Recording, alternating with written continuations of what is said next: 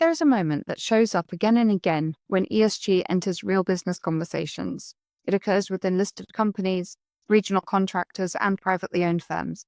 The setting might change, but the moment itself is remarkably consistent. It usually starts when someone tries to understand what they're actually being asked to approve. Sometimes that's a board proposal with an ESG line item. Sometimes it's a reporting conversation that suddenly feels bigger than expected. Often, it's a business owner realizing that a client, a lender, or a procurement body is now asking questions they simply weren't asked 5 years ago. And then the conversation inevitably lands on cost. Not dramatically, not dismissively, just practically.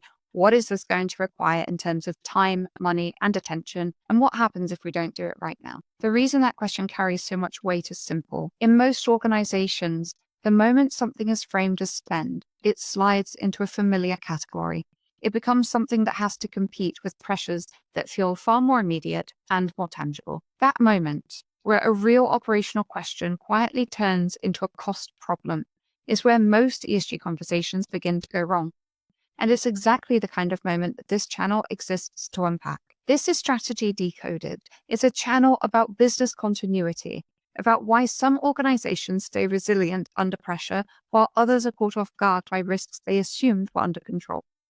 The lens used here is ESG, but not as an abstract idea or as a reporting exercise. ESG in this sense is treated as a way of making sense of real strategic dynamics, how decisions are made, how incentives shape behavior, and how risk accumulates quietly until it becomes expensive, public, or disruptive.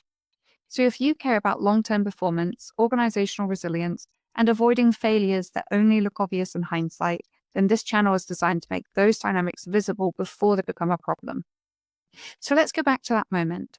If you run a construction business, this tension is already familiar. You're dealing with delivery pressure, tight margins, and constant uncertainty. So when ESG arrives framed as an additional requirement, it's very easy for it to feel like something layered on top of a system that's already carrying a full load. And the same logic is playing out in the finances. If you're looking at ESG spend through a traditional lens, it doesn't behave like revenue, and it's not behaving like obvious cost reduction either, at least not in the next cycle. So asking whether it's essential doesn't feel cynical, it feels responsible. And that's when the conversation turns towards timing. Can it wait? Does it have to be this year? Is there a lighter version that can keep everyone satisfied for now? Once the discussion reaches that point, the direction of travel is rarely surprising. What's often missed, though, is that the same people hesitating over ESG spend are perfectly comfortable approving other costs that also don't come with a neat return attached to them. Most businesses fund certain things because the downside of not funding them is unacceptable. And those decisions aren't driven by optimism, they're driven by experience. They reflect an understanding that some failures are so disruptive and so hard to unwind that prevention becomes easier to live with than discovery. The problem is that ESG rarely arrives carrying that same logic with it. It shows up sounding like something additional, something that competes for space and attention rather than something that's quietly protecting the organization from exposures that are already present. And when ESG is treated as discretionary, it behaves exactly as discretionary spend does everywhere else. It becomes sensitive to how stretched the business feels, and it gets delayed when something more concrete demands attention. And then it returns later, but usually in a heavier form, and only once the pressures from outside the organization have hardened into requirements. That's not a rejection of ESG. It's cost logic doing what cost logic always does. So when ESG struggles to hold its ground in real decision-making, the first place to look isn't whether people care enough or whether the narrative has become politicized. It's the moment ESG was framed as spend. Because once the starting point becomes, can we afford this? The answer will always be shaped by how stretched the business feels today, not by how exposed it may already be tomorrow. And until that framing changes, every other ESG conversation is built on unstable ground. So once ESG becomes something we're spending on, a realization emerges. You start noticing that the organization already funds a whole category of things that don't generate a clear upside, and they don't get much credit when they work. Most businesses don't talk about those systems very much, precisely because they're unremarkable when they function properly. They're part of what keeps the organization upright. They exist because someone somewhere learned the hard way what happens when they're missing. And that's the category ESG actually belongs in. The difficulty is that ESG rarely arrives with a single memorable failure attached to it.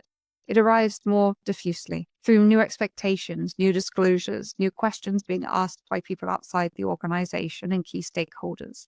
And because of that, it gets treated as something new rather than as an extension of a logic the business already understands. This is where the category error is taking hold. Instead of being seen as part of the machinery that governs exposure, ESG is getting positioned alongside initiatives that are about improvement rather than protection. And once it's placed there, it starts being evaluated using the wrong questions that belong to a different category of spending. You can see this misplacement clearly when organizations talk about ESG paying for itself.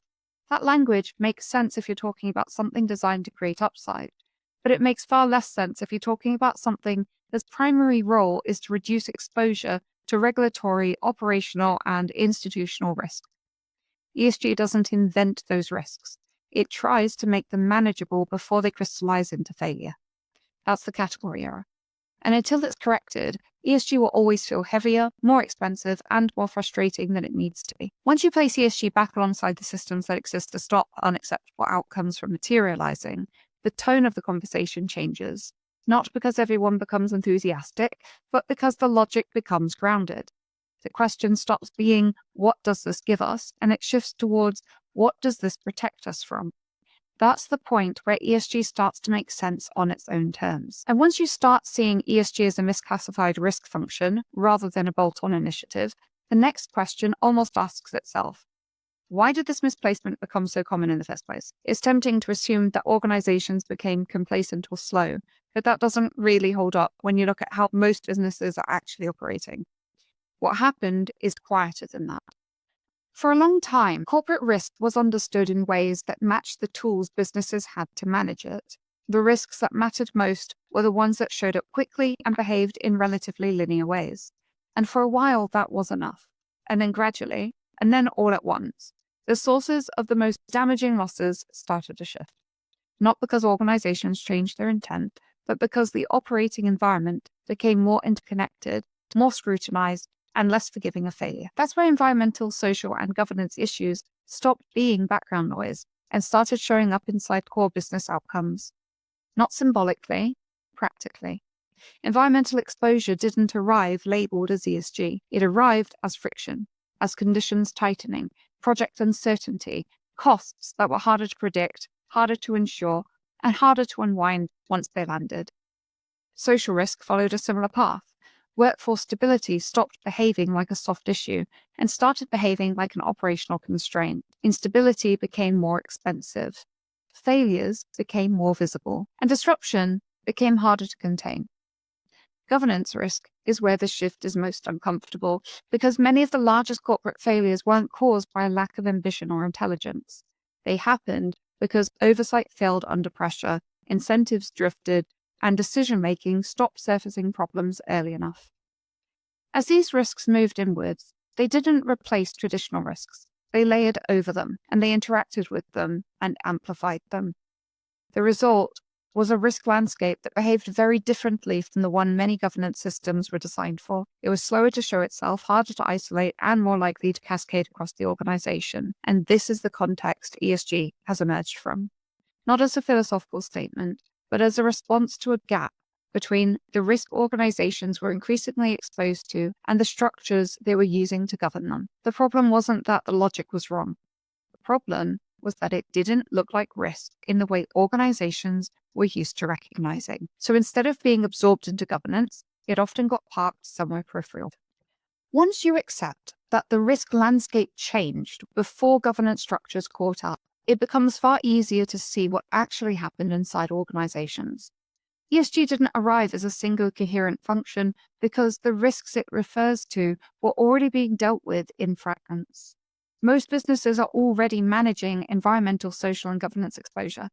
They're just doing it in disconnected ways, often reactively, and usually without a shared language that holds it all together. That's one of the reasons ESG can feel so heavy when it's introduced formally. From the outside, it looks like new work. But from the inside, it looks like you're trying to connect dots that were never designed to line up. And in organizations that rely heavily on informal controls or trusted individuals, that can feel very intrusive, not because people are malicious or careless, but because the business has historically managed risk through experience and judgment, not through joined up, documented visibility. And ESG doesn't necessarily change the underlying exposure.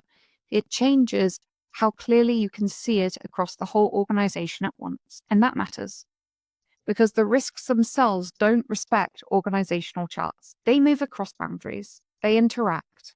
And when they do, gaps in ownership and oversight stop being theoretical and they start becoming operational. That's why ESG so often feels like it surfaces bad news. It isn't because businesses are suddenly worse behaved.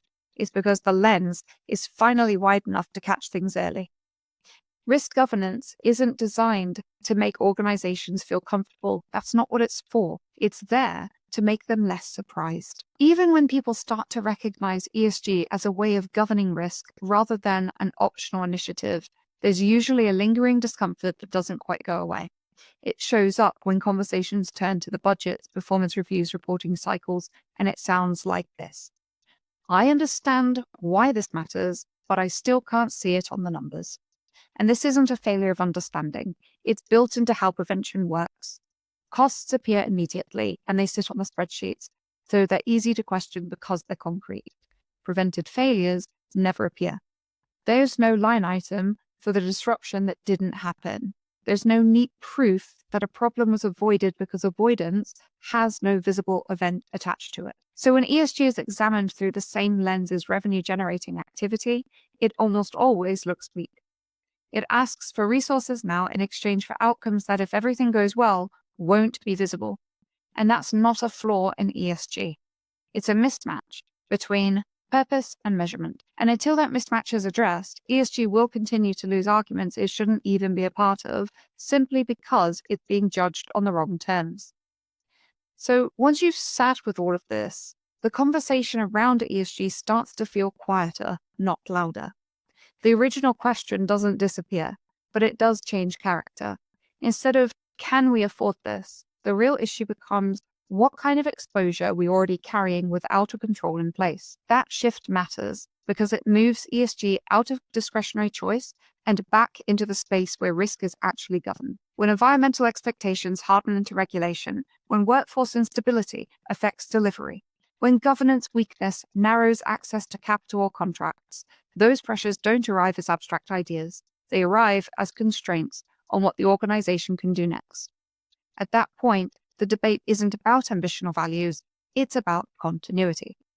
This is why ESG increasingly sits alongside capital assessments, insurance decisions, procurement expectations, and regulatory scrutiny, not because institutions are imposing a moral agenda, but because they are looking for signals of reliability in an environment where failure has become more costly and more visible. From that perspective, ESG acts as defensive architecture. It reduces uncertainty, shortens the distance between emerging risk and decision-making, and it helps organizations avoid being surprised by requirements that were always moving in their direction. This isn't decoration, it's insulation. When ESG is treated as cost, it will always be vulnerable to the present moment. It will be cut when things feel tight and revived later, usually in a heavier form when the pressure becomes impossible to ignore. When it's treated as risk governance, it becomes quieter and more durable. It sits in the background. It does the work that rarely attracts attention and only gets noticed when it's missing. So the question ESG forces organizations to confront isn't whether they can afford to invest in it. It's whether they can afford to continue misclassifying material exposure as optional in an environment where environmental, social, and governance failures are no longer isolated or easily recoverable. Correcting that frame doesn't solve every problem, but it does make it possible to talk about ESG honestly as what it actually is, which is a part of the infrastructure that allows businesses to operate, adapt, and endure without storing up unmanaged risks for later. So if ESG keeps breaking down at the point where it's treated as discretionary spend, the real question isn't whether organizations care enough.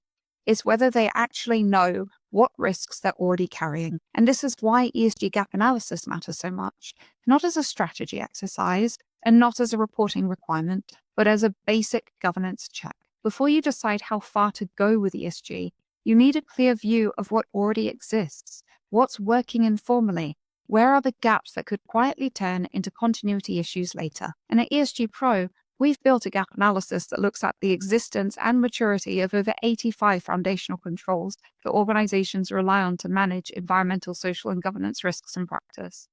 These aren't aspirational targets. They're the underlying controls that determine whether a risk is actually being governed or simply assumed away. And that kind of awareness isn't about ambition. It's a core governance requirement, regardless of size. Once a business understands where its gaps are, it's entirely up to leadership how far they choose to take their ESG strategy. But making those decisions without visibility is how exposure builds unnoticed. That's why we've made this assessment as accessible as possible from as little as £150, so that even a sole trader or a micro SME can sanity check their governance assumptions and identify early warning signs before they become expensive problems. ESG doesn't start with strategy. It starts with knowing what you're already managing and what you're not. I'm Natashia Lee, Managing Director of ESG Pro. If you found this episode useful or it's helped clarify how ESG actually shows up inside real business decisions, please do like and subscribe. It really helps the channel to reach the people who need this conversation. And if you'd like to explore how ESG applies in your own organization, or you want to understand your current governance or risk position in the more practical terms, you're very welcome to get in touch with us at ESG Pro. All of our contact details are listed below. Thank you so much for watching, and I'll see you, or you'll see me, in the next episode. Thank you.